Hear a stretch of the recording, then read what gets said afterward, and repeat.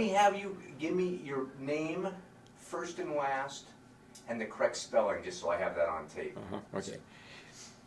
Okay, go ahead. Okay, Ben Sandmeyer, Sandmeyer. Great, and you're from Squim. Squim. Yeah. So, let's start with that.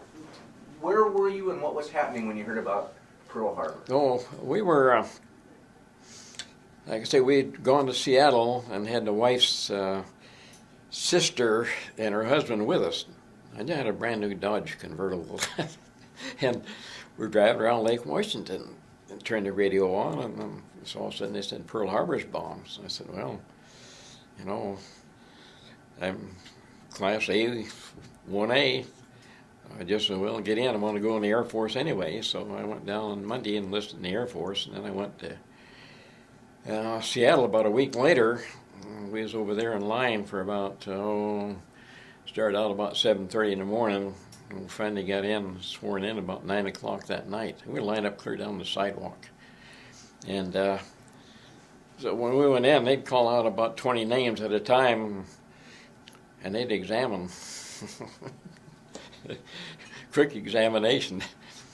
And I'll never forget, they had one guy come in there, and he said, hey, Captain, he said, this guy's got, his feet aren't flat, they're round on the bottom. He said, a pair of GI shoes, fix that up real good. But then we went to, after that, they went by train over to Tacoma, and then we went from, got in an Army 6x6, head for Fort Lewis. Well, about the first turn he made, I thought, I'm not even going to see the war, the way this guy drives. But we got there, and this is midnight, and been up all day, and so we go out and get a couple of shots, and then they go down and go through the clothing. They say, these guys must have been working 20 hours a day. They said, don't give any sizes till you get to the end and give her shoe size. That's it. Oh, and when you go back to the barracks, start trading, see if you can find something that'll fit. That's the way it was. And so we got back and tried trading around, and it gets to be about 1 o'clock in the morning. So they're going to give you a IQ test over there to see where you are, and you had to have at least 110 to go to OCS or to go into flight or bombardier or so on. So they gave us, a lot of them were timed tests too. You look around at 2 o'clock in the morning, these guys are sound asleep. So then we had a notice in a bulletin board next day. It said, your test scores, if you're not satisfied, go to the early room and retake the test. I realized that we'd been up that long. I took one look at mine, and I said, I do better asleep than I do awake. So I just left it the way it was. I had test score high enough I could do almost whatever I wanted to do. And then we, from there, they put us on the train and headed us down to Shepherd Field in Texas. And we were, the train, of course, the curtains were all pulled down, especially at night. And then we got down into Texas, Shepherd Field, and we had a pretty good indoctrination there. The guy who was a corporal was telling us where we're going to go. And he said, you all see that water tower down there? I said, yeah, we can see it. We're in the Army. And he said, you're going down there and you all are going to walk. And then, let's go. We're healthy. It was a funny indoctrination. I went to went through the air mechanics school, and it was in 11 phases. They had there was 10 phases, and then the last phase of the school was to, after going through structures, hydraulics, props, engines, and instruments, and all those things, then you were to apply these things on the planes out on the ramp, on some planes we had out there, and get your hands-on experience. So we, I was halfway through. I was in the engine branch, and somehow or other, we were in town on a weekend, and In the meantime, we told the wife to come on down, and I said, I'm getting $21 a month. We just want to get married down here. We did. So you weren't married. You were engaged before you went. Yeah, here? I was engaged and married in February. So now, how old were you? I was 26. 20. So you were an old man compared to. Wife was 19. So. Now, what was the? Okay, so you discovered you were making $20-some. Yeah. You told your fiance, "Come on down." Down, get married. Didn't she say, "You're nuts. You're going into war," or what was the discussion Well, like? the wife's dad disowned her, and I don't blame him. And so she went out to my mother's and told her that she was going to go down. And we lived in Yakima, and so my mother said, "Well, what you're doing is very foolish," to her, and said, "But yeah, if I were in your place, I'd do the same thing." So they told her, said, "Well, if anything happens to me, our home is your home." So that made it nice. So, but then finally her dad broke down, and he came over to Yakima. He was in Seattle, and to my folks' place where my future wife was staying at the time. And so he told her, well, he couldn't talk any sense into her head. So which he was right in a way. But then he said, her dad said, "Would you buy me a wedding dress?" And he said, "You know what, you're that bad, he can buy it himself." Well, there went that $20 a month. Yeah, boy. But, after that, we were very, very close, her dad and I. And he come over, and he was a builder. He came over and built her house after the war. So. So what was the wedding like? Now it was in Texas. It was on a Sunday, and I had a couple that was there from Cotton Plant, Arkansas. He was in the same barracks I was, so we went down on a Sunday morning. It's the only time we had. So we went down on Sunday morning to the First Christian Church, and we got married down there. And then we spent the afternoon out. We went out to a restaurant and ate and so on. But I had to go back Shepherd Field that night, and I didn't get to come in for a week. and I was going through school at that time. But right in the middle of the school where I was in the engine branch, in about the 10th phase, or class 10. So I was in town on the weekend, and they come out at the theater and said, "Everybody report to 19th School Squadron, report to Shepherd Field immediately." So it was a while before I got out there, and about that time the train pulled out. I was the only guy in the barracks that night.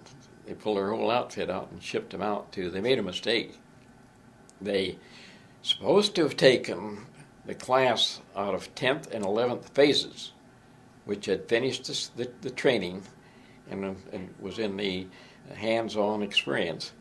And they were going to go to Englewood, California to be, instead of crewing on the other planes, they'd crew them on the B-25s, which they were going to be assigned to. Well, these guys were only halfway through the school.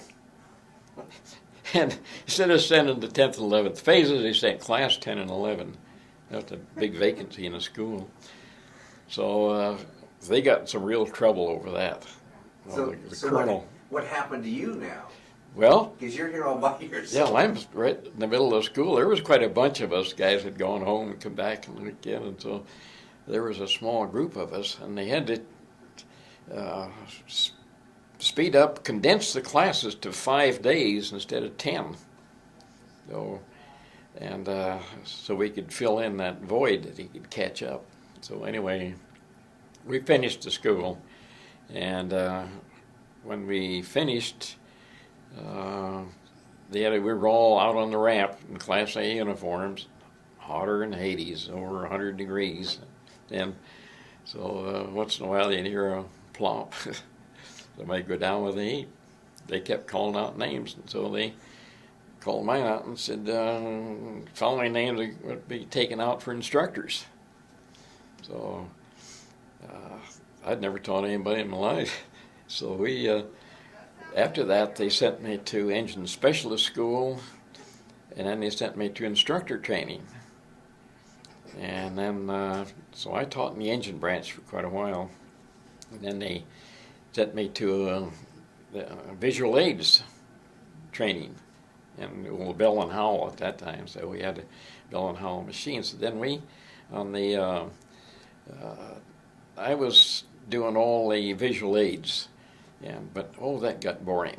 Oh, boring was all get out. So I finally got another civilian. We had civilian and military instructors both, and so I traded off with a civilian there. He was quite heavy, and he was about going to have to give up. His feet was bothering him. So I said, man, I had a good chance to trade. I get back into the training. So we did that, and. So you were still in Texas? Yeah, I was in Shepherd Field all that time. So now at this point, you've been through the initial training. Now you're instructor. Did you get to go see your wife at all? Yeah.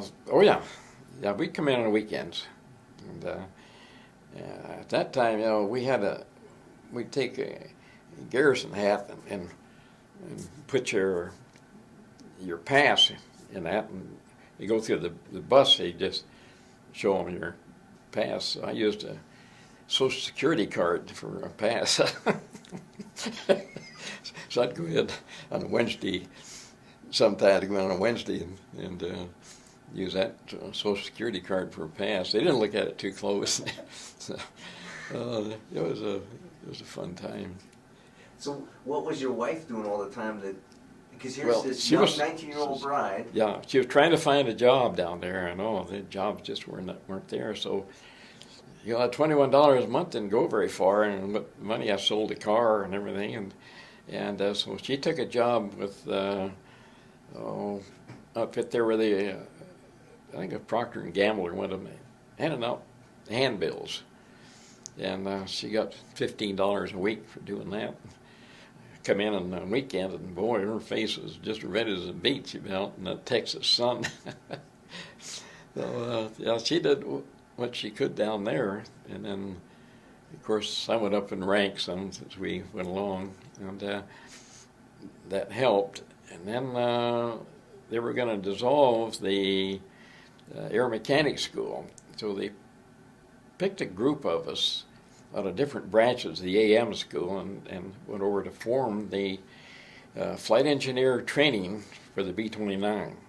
It was the first plane that had the pressurized and had a full flight engineer's panel where you had all the throttles, mixtures, prop, controls, speed, flaps, everything, cowl flaps, and the whole works. So they picked a group of us out of there and sent us into the flight engineering school.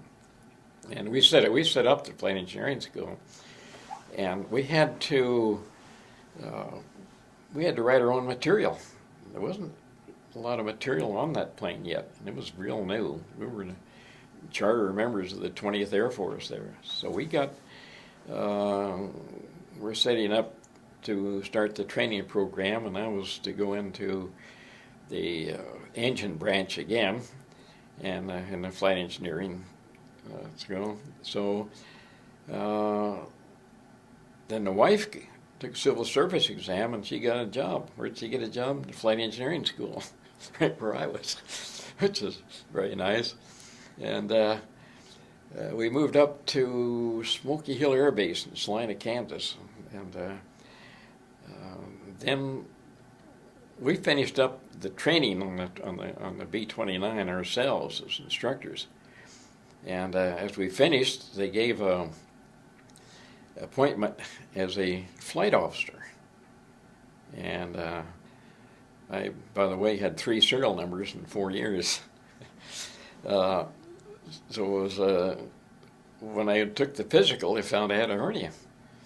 So I couldn't pass the physical. So meantime, we moved to Lowry Field in Denver, and there they I went into the hospital, and that was an experience. I was in there, and they come down with a gurney, and they said, "Hey," he said, "douse a cigarette and put the pajama tops on." He said, "Going to surgery." I said, "I just got here." He said, "I can't help that." So I get on the gurney, going down, just turned into the surgery. He said, "You'll be back here in 30 minutes, an appendectomy, don't." I said, "Wait a minute, fella, hold everything, stop." He said, "What's the matter with you?" I said, "I don't have appendicitis." He said, "What's the matter?" I said, "I got a hernia." And he backed up the gurney and he looked down, 7. "Oh, you're room 9. He said, "Get off." Go back. That close to getting the appendix out. Boy, things were pretty huckety-buck. I mean, from the time you signed up and 12 hours to wherever, and you're taking a test, and they're wheeling you here and there, it was an active time. Oh yeah, we were around. It was we were in the technical training command. That's what they ran to it in until I went into the B-29 program, and then they set up the 20th Air Force for the B-29. So I was into the 20th Air Force at that time, and so I taught in the flight engineering school for I was in Denver for about 20 months, and then they decided that they were having problems. General LeMay took over the 20th Air Force and the 21st Bomber Command on Guam, headquarters in Guam, Marianas Islands. So, and we went over to Guam, where their headquarters was, and then we went to, I was assigned over to Tinian, and they'd been flying at 30,000 feet, high altitude of the targets. We weren't having very good luck. They were doing heavy bombing for rail yards and all kinds of, and engine works, airplane works, and so on. But at that altitude, not knowing wind conditions and so on, it wasn't very good. And then LeMay come over, and he had experience with this firebombing in Europe. So he decided to go over and go in at low level. Well, our primary purpose, of course, was training, and they were having problems of they were using 6,800 gallons of fuel for that round trip, and it was 3,000 mile round trip, 1,500 miles out and 1,500 back, and they were dropping a few in the water because they run out of fuel. Flight engineers we were sent over to update the newest material and methods and ways of getting miles per gallon. That's what it was, and with all the new technical information. So that's what we were sent over there for, and we were over there to help to update the flight engineers. And they were still doing some high altitude, but when LeMay come over, he changed over, and they went in at the he had a big meeting on Guam and told the people there they were going to go in at 4,500 feet on the first wave, 5,000 feet on the next one, 5,500 on fire raids. Of course, the further back they are, the longer that fire goes, the more thermals you're going to create over that area. So they had problems there, but they'd come off of that high altitude bombing, not entirely, but they cut it down.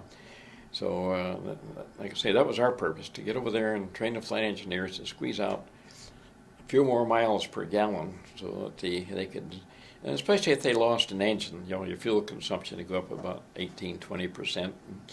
So on what to do, what power settings to use, altitudes, and glide and fly the step, and so on.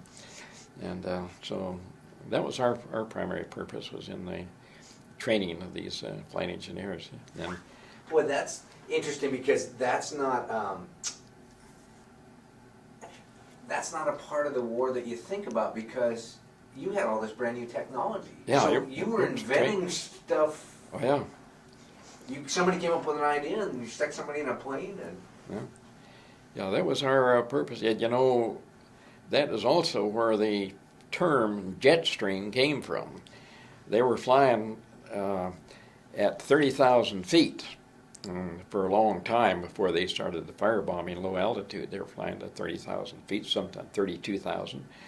And one time one crew was out there and they could see the island, and then pretty soon they didn't see it. So they came back to the base and told them. They said, "Oh, you guys better take some R&R." And so they said, "No, it's happened." So it wasn't too long after that another crew came back, the same thing, be going up a little higher altitude, and they said they were going over Japan about 30 miles an hour. I said that wasn't too good. So they finally got a weather crew, some weather people from the States out there, and they flew, and scientific people that were versed in weather, and they took them out there, and they flew it, and that's what they found, was up at that altitude. It varied. That's where the term jet stream came from. Huh. They said, well, this is the there's a jet stream out there at altitude. Varies. So he has some terrific headwinds out there, a couple hundred miles an hour. So First pilots must have thought the Japanese had a new secret weapon. yeah, built. hiding. Now, so you left from, was it Kansas to go over? Is that where? I went to the Lowry Field in Denver. So where did you leave your bride? I left her. Our oldest son was born in Fitzsimmons Hospital in Denver, and I left just exactly 2 weeks after he was born. Now, how would that had to be? I mean, were you aware that you were going to be going over to Seattle? Oh yeah. So what was that like? I mean, here's this newlywed. Very, very dramatic. It just, when you go, you don't know, am I coming back? But that can happen any day, any time you take off, whether something's going to happen. But going over there, of course, we knew that what our job was primarily in the training, but still, that was what I thought, am I going to see him again? So how old was your son? 2 weeks, right 2 to the weeks. day, right to the day. Boy, that had to be. Yeah, it was.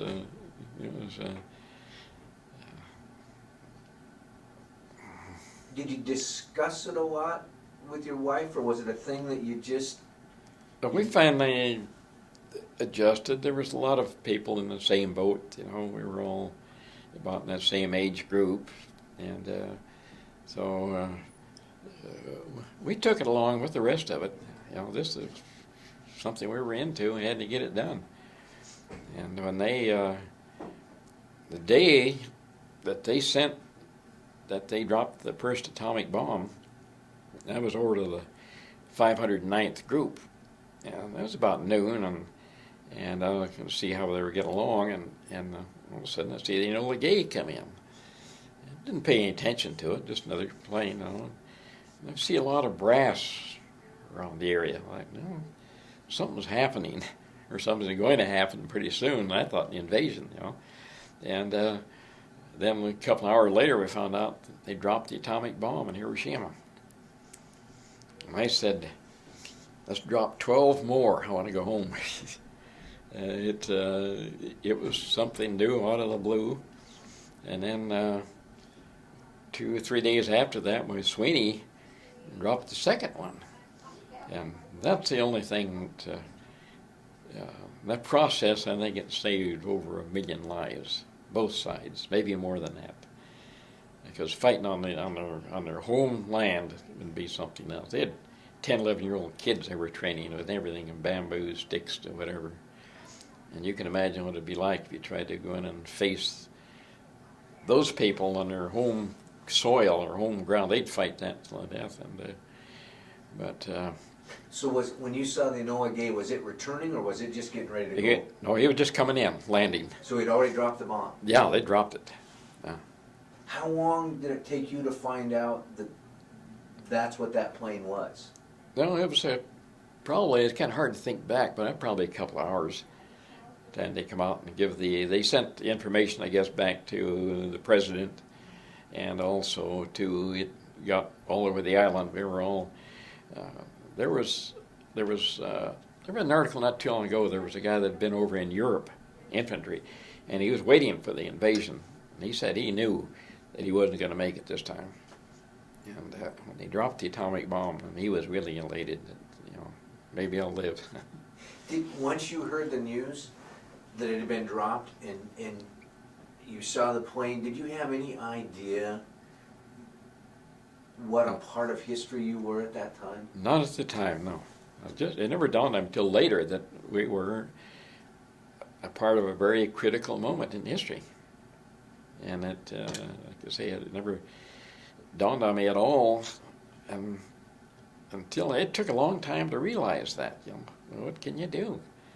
And but in the meantime, we had General Doolittle had moved up to Okinawa, up on Kadena Air Base up there, and so they took a group of us, instructors, and sent us up to give Doolittle a hand, the 8th Air Force. And but in the meantime, the second atomic bomb was dropped, and the war ended. But the orders were already in the mail, so we went to Okinawa. And but there wasn't anything for us to do over there. And I think, looking back, and Doolittle said that, say, we were 1,500 miles from Japan where we were, but when in Okinawa, he was only about 350 miles from Japan. You could take about 200 or 329s over there. It couldn't carry double the load they were carrying before. They wiped Japan clean. In fact, Doolittle made the statement, said that if Japan doesn't surrender, it'll be a nation without a city. And but I still think it took the atomic bomb, the two of them, to actually bring the war to an end. There's a real good book out called War's End by Charles Sweeney. He flew on both missions in the atomic bomb. It was a 4 years that I particularly want to do over again, but did you have good experience. Did you have contact with your wife and news from home? Did you know what your wife was up to and your son? Yeah. We in fact we got all of our letters. I don't know, a couple hundred of them, I guess. So I'd write every day, and of course she did too. And then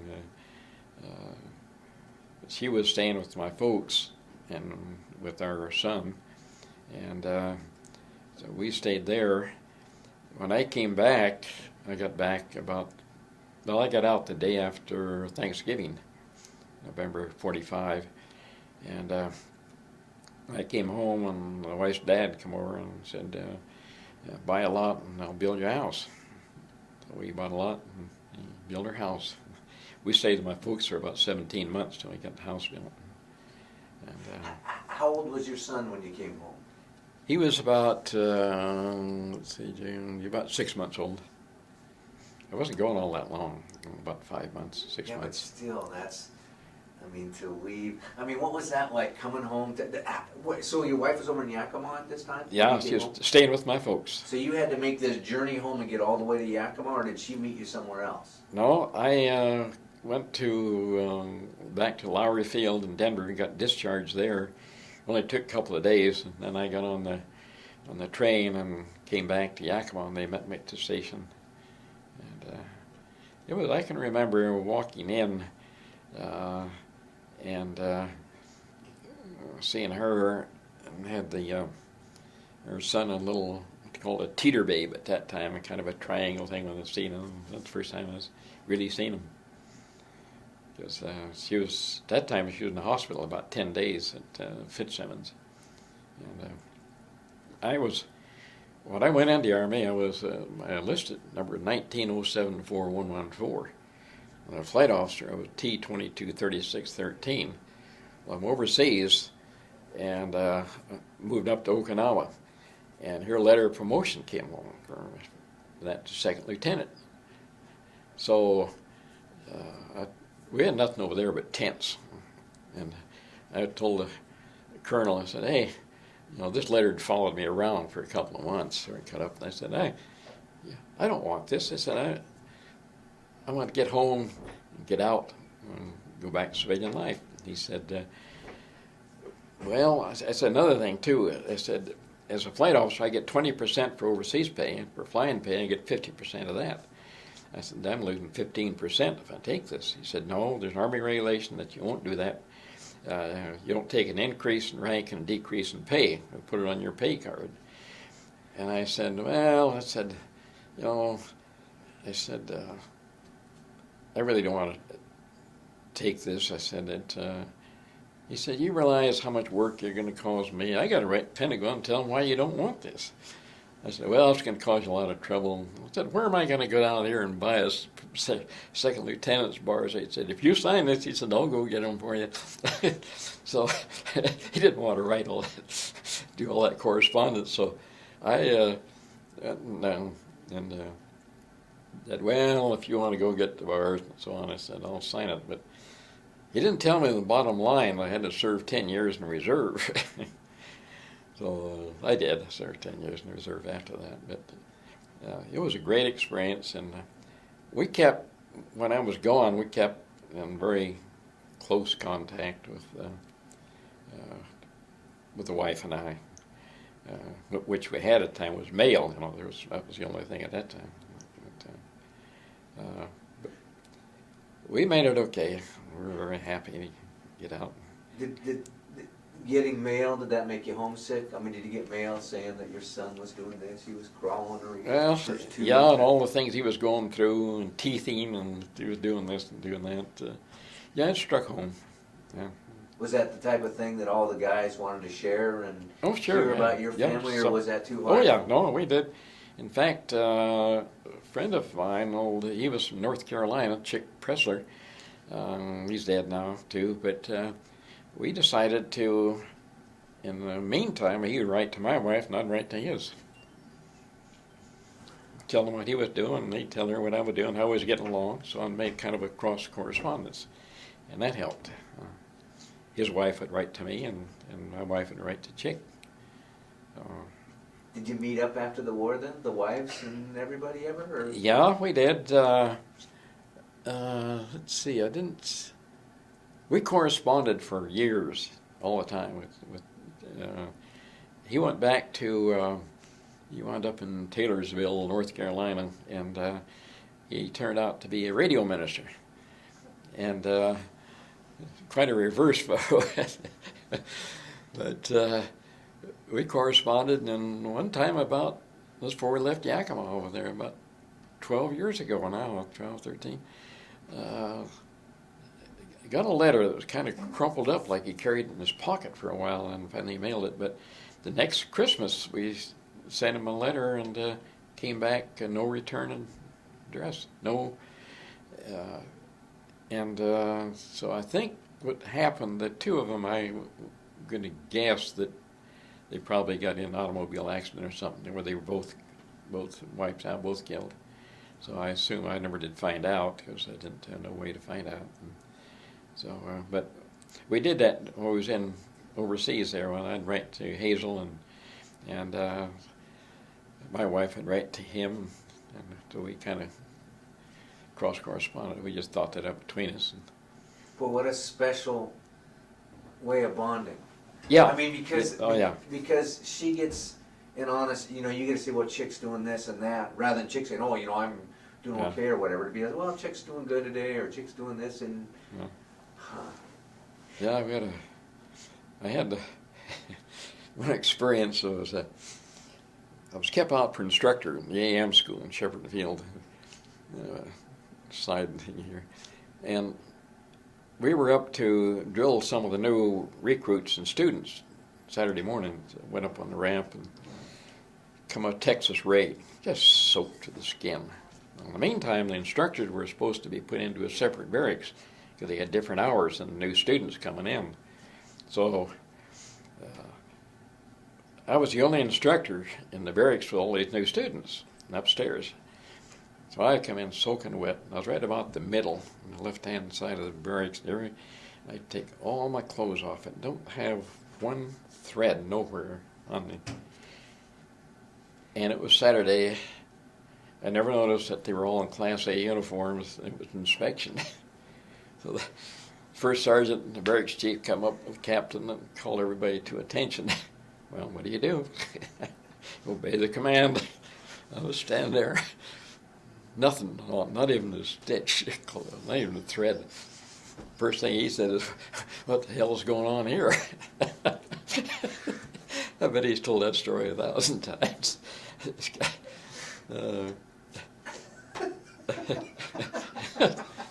Oh, it was Eddie soldier. yeah, I mean, just everybody, classy, shoes shine, and I'm standing there right in the middle. Nothing, not one thread. I had another little humorous incident there. I was at Lowry Field in Denver, and we were using barracks temporary quarters for school, and had a big old pot-bellied stove in the middle. And everybody had finished. I had a whole class, all officers, and carbon tet rags used for at that time, believe it or not, for cleaning. So they left, opened up the stove, big red hot coal, and take this carbon tet, threw it in the hot coals, and just then I realized what was going to happen. Phosgene gas. I closed the door, went outside, and here's this white smoke coming out, a little heavier than air. I was standing there watching that major come along, and he said, "What's that?" I said, "That, Major, is phosgene gas." I said, "I threw a bunch of carbon tet rags into that stove." My mind was about 10 minutes behind my actions. And he looked at it again and dissipate about that thing. He looked at me quite a little bit. He said, "Say, did you ever think of joining the other side?" He walking down the sidewalk shaking his head. Oh, there were some humorous incidents too. Well, that's the interesting part of the war too. I mean, even though it was this amazing tragedy, yeah, there were a lot of positive things that came out. Oh yeah, lots of it. They had made many friends from all around the country. North and the south, and east and the west, New York to Alabama, all around the country. Really, you'll have a bond with those people that I'll never ever have the potential of having because of. Yeah. I mean, as I learn more about there was a closeness that you were in, and something you don't forget that feelings of the closeness and the bond that you make with people that you work with. You're all in the same boat, and we never know from any day what your orders are going to be, regardless of what you might be doing. It can change in no time at all. Do you think that there's a message that should be left for the great-great-great-grandchildren and the future generations that you'll never meet about World War II? I don't know. It's what it used to do. I would be someplace, maybe a dentist or a doctor or any place, and conversation, World War II, after the war, and somebody said, "Oh, I had a brother in the Air Force too," and then later on it got to somebody would say, the dentist or doctor, and I would say, "Oh, yeah, my dad was in the Third World War II. You ought to hear now. Oh, my granddad was in the service too." That's what you get for living that long. It's about a third generation now, but there's a lot of people I don't think would know where Okinawa, Guam, Saipan, Tinian, Kwajalein, all those islands are out there in the Pacific. That we didn't know either. It was all new to us too. But yeah, I think we need to update the World War II picture of what we were and what happened to us, and we survived regardless and made out real well.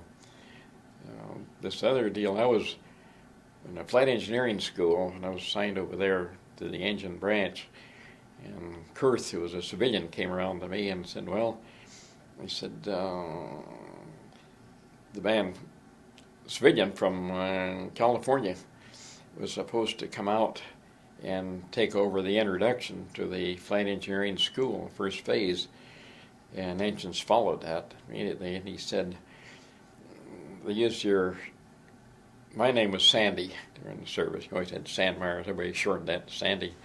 The Curse said, Sandy, he said, tomorrow morning we start the school and you take the first class in thermodynamics. I said, would you show me how to spell it? I said, well, you said you got to do it.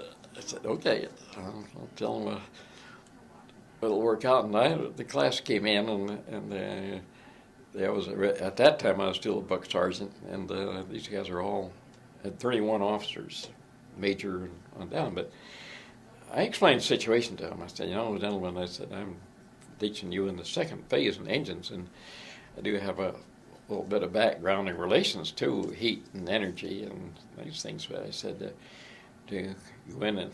Well, he said, we'll just make this a discussion thing between us, and you take over. And I said, we did.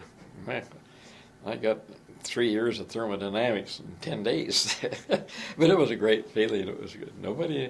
I didn't try and bluff anybody. I just said, that was a great experience. And one of those, the major that I had in the first class, about when he finished up, he was put in charge of the school. And he was the one that went and got my wife to work in the school. So she's had quite an experience there too, working on the field. We'll get her next. She did all the typing of the material that we were writing. Oh boy.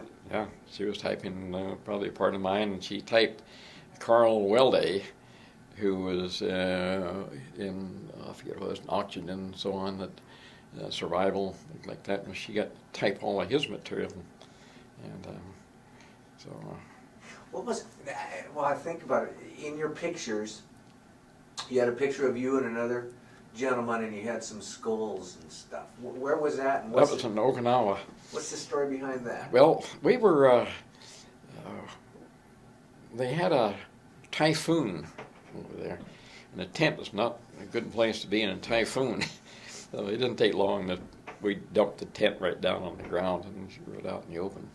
And they had one of the worst typhoons ever hit the island up there in Okinawa. It come right up the eye of the typhoon, and we got right into it. And so some of the guys, the only place to go was they had a ravine down there, and they had a medical deal down there in a Quonset hut. Nothing was finished there. Nothing. Everything was halfway and half constructed. And so a lot of the guys went into those tombs, right into the side of the hill, and they're made with blocks, and they got a water diverting system on the top so that the water runs down.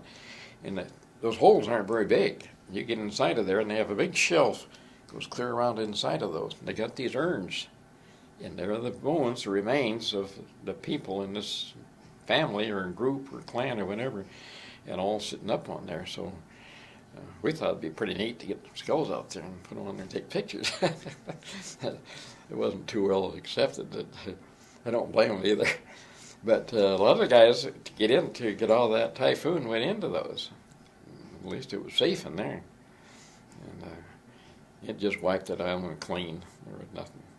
Wow. There's some hangars that just started to be built, and that 160-mile-an-hour wind just twisted those up like they were tin. And but that's where we got into those tombs. Tourists on Okinawa, little sightseeing on Okinawa. Yeah.